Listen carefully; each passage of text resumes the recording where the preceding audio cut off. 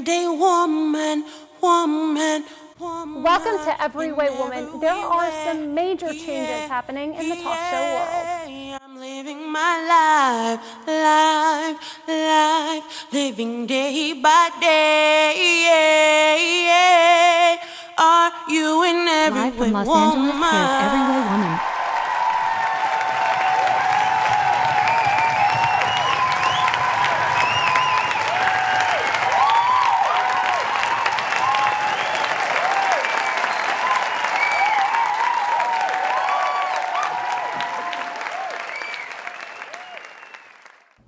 Welcome to Every Way Woman. So as a woman back in the dating scene, I've realized men expect a lot on a first date. I'm so intimidated. There is a lot of pressure on us. You're dating, Anna. How do you feel? I'm not dating right now. I used to date. You used to date. Right now I'm on a little break, finding myself, but yeah, I used to date a lot. Yeah, but okay, but don't you think men expect a lot out of us now?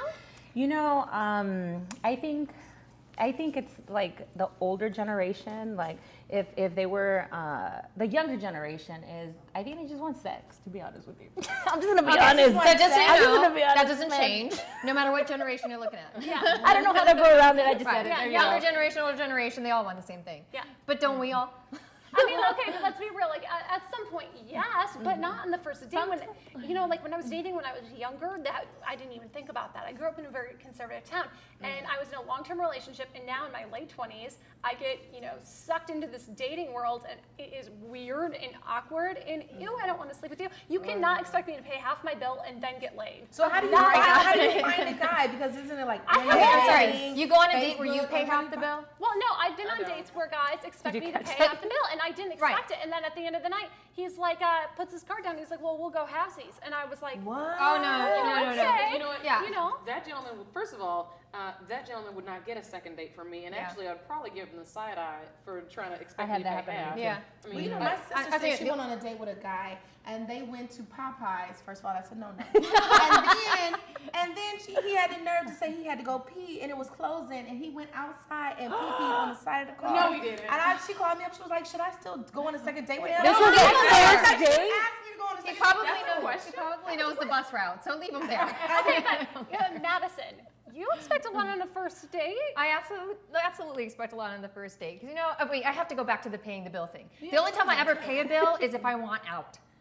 If I'm not having a good time and I want out, I will pay the bill and say leave? thank you very Kept it much. short, yeah. Right? I But yes, don't I do expect a lot. But I don't expect a man to pay for my bill. I want to be clear on that. But I so appreciate that because I do want a gentleman who would treat his lady to that. I don't expect it, but I appreciate it. I think we get it twisted a lot because a lot of ladies want a husband.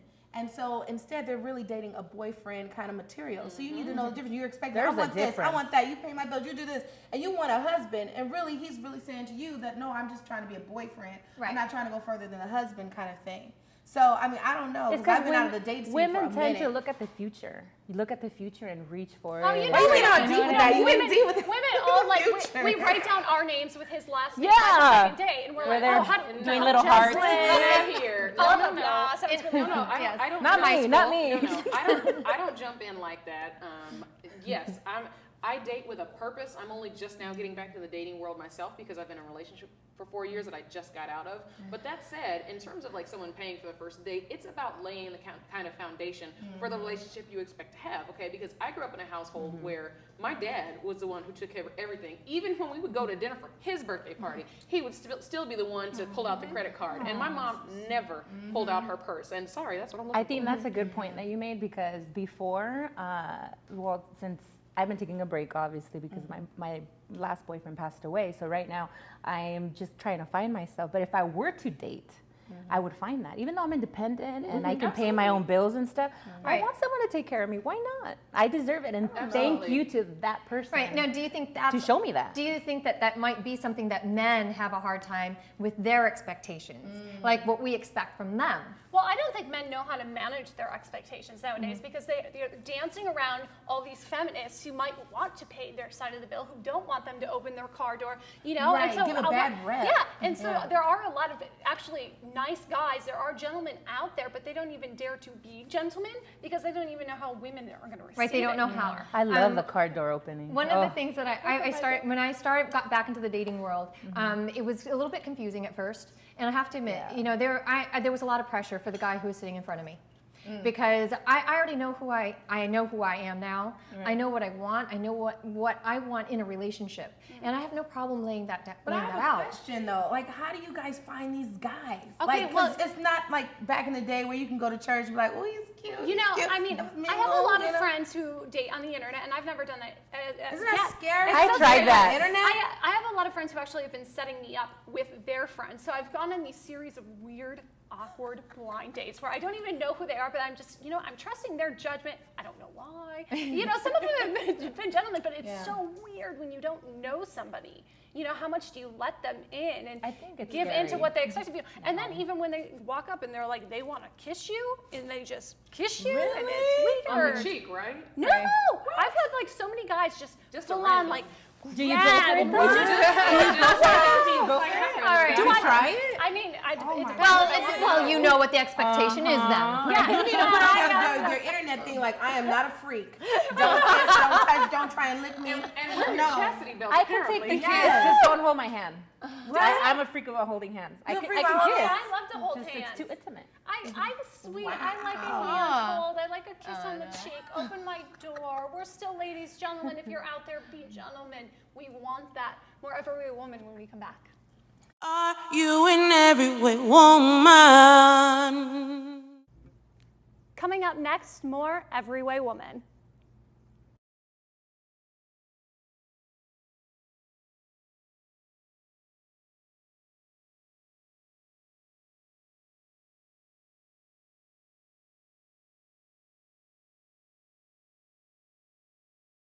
Are you in every way woman? When Every Way Woman returns, Dr. Sherry Thomas and I will be talking about fibroids. Stay tuned. Here at Every Way Woman, we talk about everything, including taboo health topics. Today, Dr. Sherry Thomas is here to give us the 411 on fibroids. Dr. Sherry, thank you for joining us. Thank you for inviting me. What are fibroids? Well, fibroids are unfortunately a very common process that occur about 75% of women, where fibrous cells in the uterus is where the baby grows for 9 months. These fibrous cells just get out of control and grow very large. I'm talking about the size of not just a grapefruit, but 5, 6, 7 week pregnancy. Wow. So your pelvis, your abdomen looks like you are pregnant, but in fact, you just have some fibroids. Now, this is intimate to me because I had a hysterectomy because I had a fibroid that was the size of like a 5-month fetus. So my stomach was out to here. So I'm very familiar with it, but what causes fibroids? Well, fibroids are genetically predetermined. If your mother had fibroids, your older sister, your aunts, you're probably going to have fibroids. They're also more common in different races. African Americans, about 90% of women have fibroids. Caucasian women, more like 75%. Is that attached to anything, Jeanette? Is it food or? We don't know. It may be a chromosome that causes the muscle cells of the fiber to just get out of control and grow. And interesting, they're mostly benign, but occasionally they can become malignant. And that's why you really want to see your doctor and follow up and have them checked. Okay, so tell me, what are some of the symptoms so a woman can know if she has fibroids? What are some of the symptoms? Well, the symptoms are, as you had, just your stomach's growing larger. Also, And it was large. they can be all the way up and press up against the lungs and diaphragm and cause shortness of breath. They also push against the bladder, so you have more urgency frequency, against the bowel, so you may have problems with bowel movements or back pain. With your periods, you may have irregular, heavy bleeding to the point where you become anemic.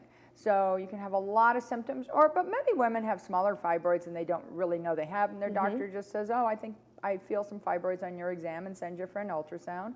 And in fact, you have these fibroids that they follow over time. Okay, so when we talk about pain, how does a woman differentiate between fibroid pain and menstrual cramps? Because if you're not familiar, you don't necessarily know which one is. How do you do that? Well, menstrual cramps usually occur during your period, but fibroid pain, you'll have pain and pressure most of the time.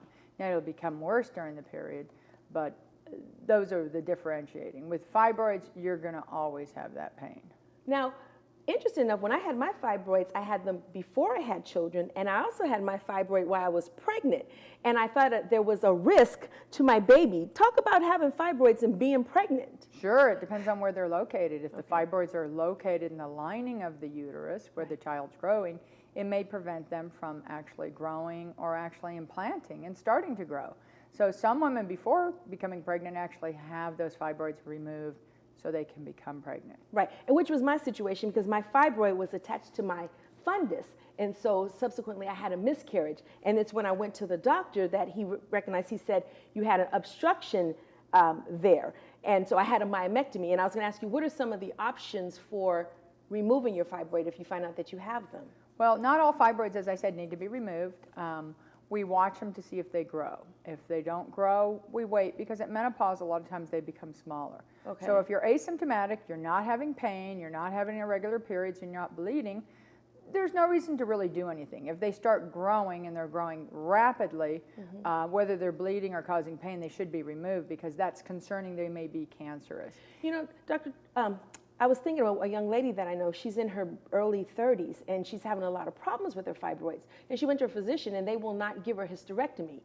How can someone be an advocate for her? Because she said, I don't even want to have children. I want it out. Sure. So if a woman has finished childbearing, or she says, I've had women in their 20s saying, I just don't want to have kids. I don't want to deal with them. Right, and I'm having severe pain, either endometriosis, fibroids, whatever.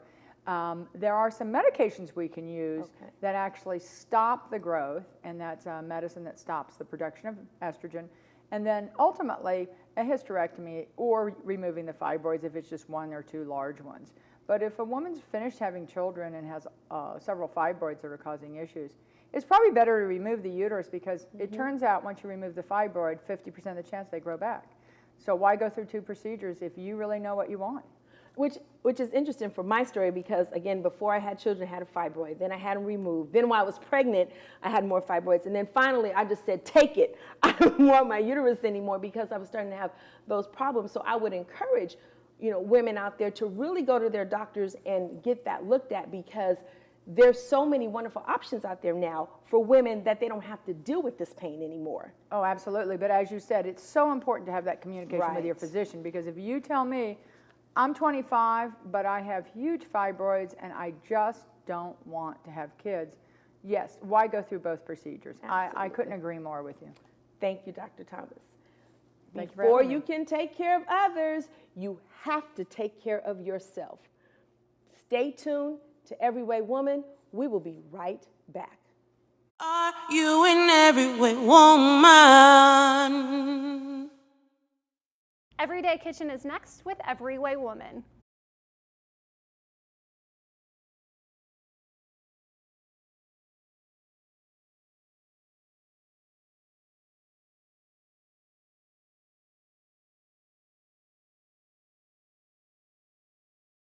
Are you in every way woman? Up next, we have Manji from 88 Tequila, exploring 88 drinks.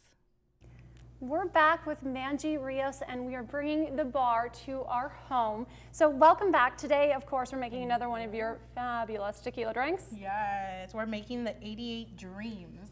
Before we get all the way to Dreamland, did you come up with this recipe?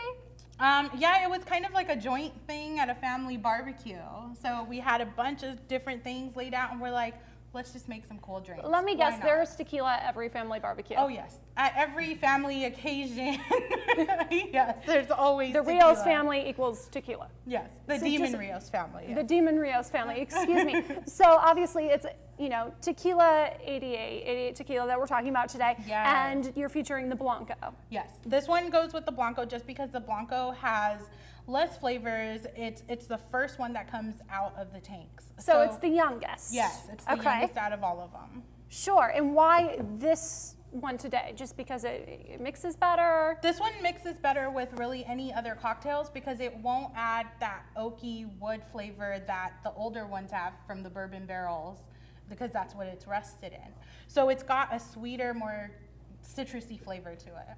Do women prefer the sweeter drinks? Because I feel like tequila sometimes seems like a man's drink. Tequila is. You'd be No. surprised to find out that there is more women that probably drink tequila than any other type of liquor. And More women who admittedly drink tequila, because that's the thing. I feel like tequila only happens on like those girls' nights that we don't really tell anybody about. Exactly. We have events that we do call like margaritas and mamacitas. So, it's a That's fun hot. way to incorporate it. It really is, and I love to entertain at home, and I'm so excited to be able to have something to serve with tequila that's not just a margarita. Exactly. Tell me how to make this cocktail. Okay, so we are going to start with some ice. Okay. And typically with tequila drinks, I always see a rim on the glass. You do, but we like to change it up because not everybody likes the rim around the glass because it gets all over, it ruins your lipstick or your liner. I like gets a your salty hands rim. sticky. Some people do, and that's totally fine. You could totally do some sort of like crystal sugar on this, or you could do just regular sugar on here, whatever floats your boat. Okay. I think it's all about the garnish and the presentation too, Exactly. for me. You know? Exactly. Find the pretty glass. Is there a typical tequila glass, by the way, besides those little cactus glasses? 'Cause Yeah. I know there's the whiskey glass, there's the rocks glass. This is the tequila glass that I know, a shot glass. Yeah. This is how I know tequila. And our tequila is actually a premium sipping tequila. So to sip tequila, the best way to do that is in a Rydell. It's called a Rydell. It looks like a wine glass, but it's a little slimmer. You get the best Pause. smells. You're drinking tequila from a wine glass? That is classy. That is classy. I don't know anyone else who drinks tequila from a wine glass. Yes. Okay, well, so- it gets the best smells. We out don't of have a Rydell, but just a regular, 8-ounce glass will do the trick. it. Exactly. Okay, Exactly. sure, For sure. cocktails, pick your favorite glass, use it, and enjoy it. Okay. So we're gonna do orange soda. This is a childhood favorite of mine. The nose on the orange soda. It just brings back memories, doesn't it? Yes, orange soda is always good. Good. I totally spelled that, by the way. Okay, so how much It's okay, orange I did soda are too. we putting in there? I mean, is this a preference? I would go about 3 to 4 ounces. This is just something we used for now. Sure. I like less soda, more tequila. What's next? Sounds good to me. So we're gonna go ahead and get some tequila now, and we are using the Blanco. Sure. So this is a 2-ounce shot glass. You're more than welcome to use as much as Are you all like. shot glasses 2 ounces, by the way, for the bar Not novice? all glasses. Some are 1.5, some are 1. But a traditional bar will carry 2-ounce shot glasses. Okay, so a shot is typically 2 ounces. Yes. Which equals a glass of wine, which equals a beer. I don't For know all if of it those of you who are measuring your drinks before you drive home or get your Uber, do not drink and drive. Okay. All right, so we're gonna go ahead and pour that in here. Okay, pouring it in. Man, woo! That brings back memories too. Those were not childhood memories. And then we're gonna get, this is cream of coconut. So we're gonna use a little bit I of use that on this. my legs. Do you really? Well, I use coconut oil. Isn't it the same thing? I think it's a little different. Okay.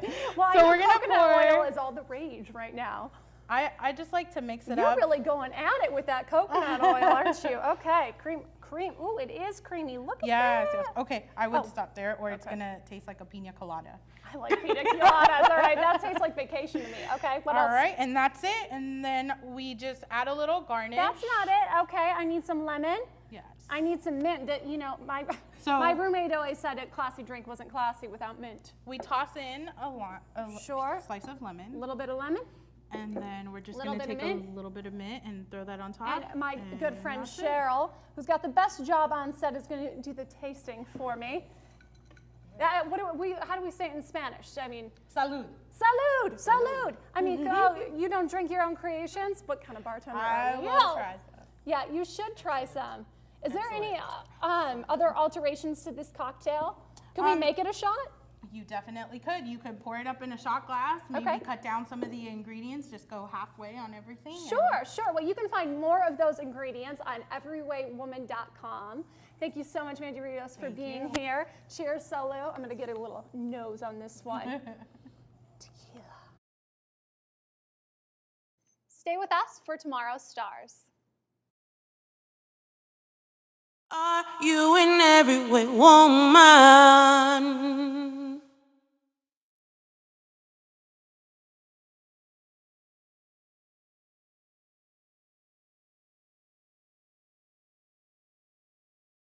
Are you in every way, woman? Every Way Woman celebrates tomorrow's stars, and today we'd like to welcome Naima to the show. Welcome.